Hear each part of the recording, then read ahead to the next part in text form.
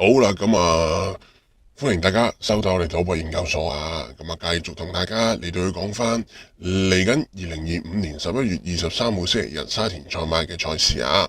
今次我哋呢個系列啦，就叫做單機一槍過，同大家買翻兩隻馬匹嘅。至於今次我哋買到嘅場合咧，就會係呢場嘅第9場啦。呢場第9場就有我哋嘅3班12米草地 B 加2欄嘅賽事嚟嘅。大家望翻今場馬先啦。今場馬咧有14隻馬去到跑嘅，都相當多馬嘅場合嚟嘅。咁多馬嘅場合，到底我哋買邊兩隻好呢？其實今場馬呢，我哋第一隻係想揀到嘅呢，都想去到揀翻阿麥道朗騎嘅呢隻3號99維星去到買嘅。點解揀佢呢？我哋睇翻呢隻99維星嗰啲直線啊。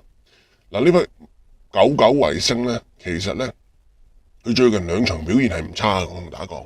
佢一場跑第2，一場跑第4，係初出嗰場排劣檔11檔都能夠跑到第2，所以其實呢隻馬係幾有料。大家可以睇翻99維星當時點樣跑咧，11檔劣檔去到跑呢度呢一隻紫衫粉紅帽紅色箭嘴注意咗，大家睇翻佢點跑啦。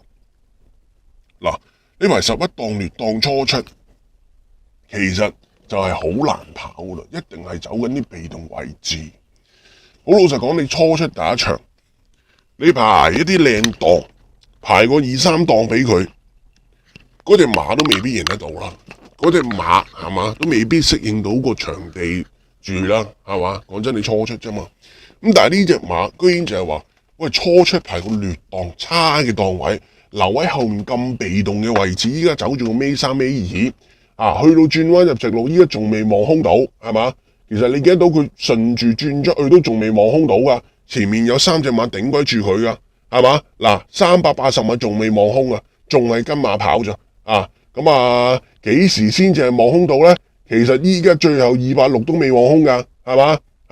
最後180先至望空得到發力去到衝啦，臨尾係追好多咁樣上嚟。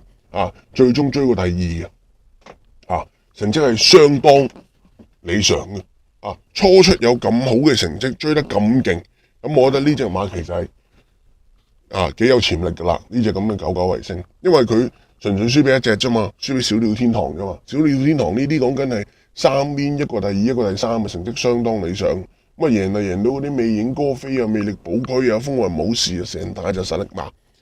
全部實力馬都輸俾呢隻99維星，所以我覺得99維星呢隻馬其實喺3班係幾有威脅嘅。去到最近亦都係話，能夠跑到第4啦，係嘛？呢仗嘅第4佢輸咗呢，係因為佢又係啦，太遲發力，太遲望空，排4檔就係99維星啦。呢度呢就係佢紫衫白帽紅色箭嘴注咗，大家睇翻10點跑啦。呢隻99維星呢，今場呢4檔其實就係話。都叫靚檔噶啦，但係點解仲跑到咁呢？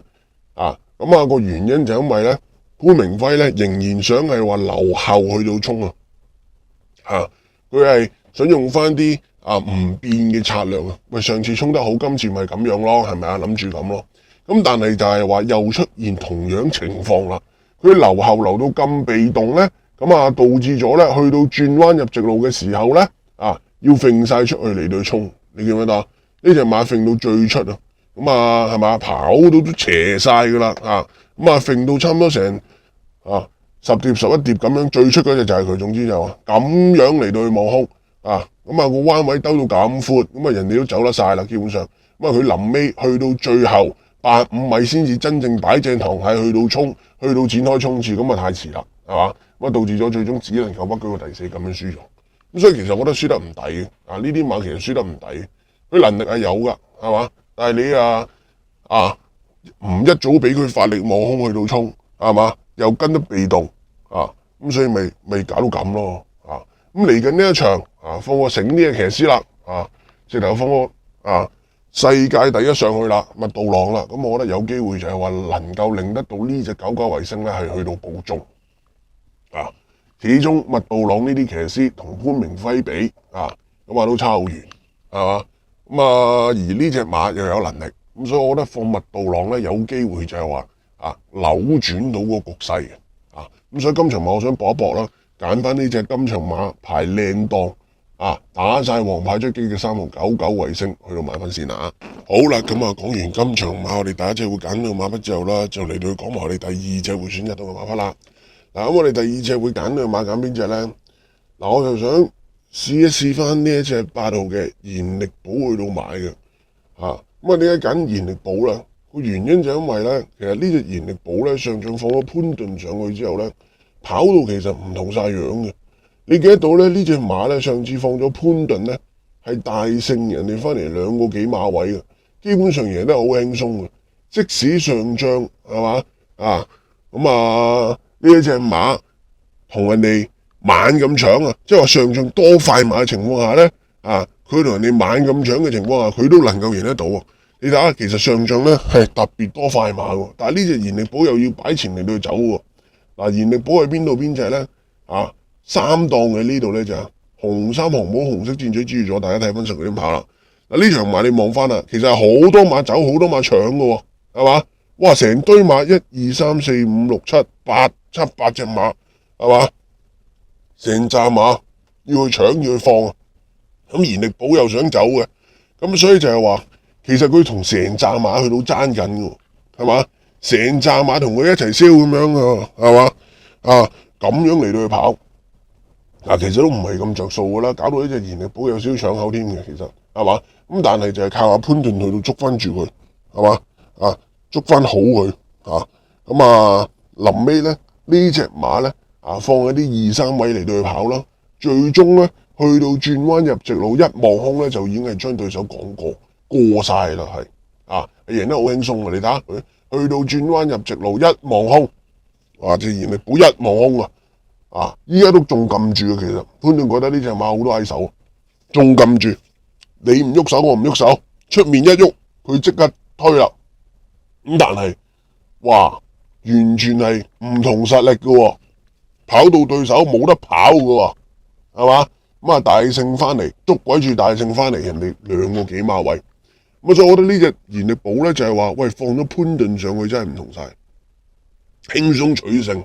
咁嚟緊繼續放翻潘頓，繼續跑翻啲沙田嘅賽事。咁我覺得呢隻馬仍然有機會啊！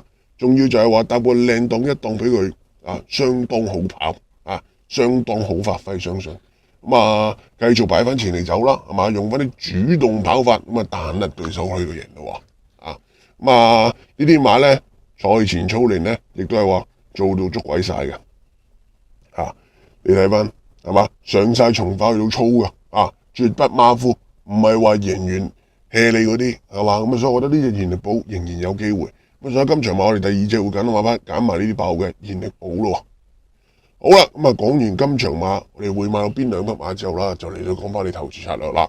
今次會買到彩池咧，就會係連贏及位置 Q 嘅呢個彩池，用翻呢個彩池去買翻我哋啱先提到嘅嗰2匹馬就可以啦。今次就咁樣買，如果大家同我哋同路的話，不妨試一試喺嚟緊嘅呢場馬啦。希望大家贏錢嘅，祝大家贏多啲咯。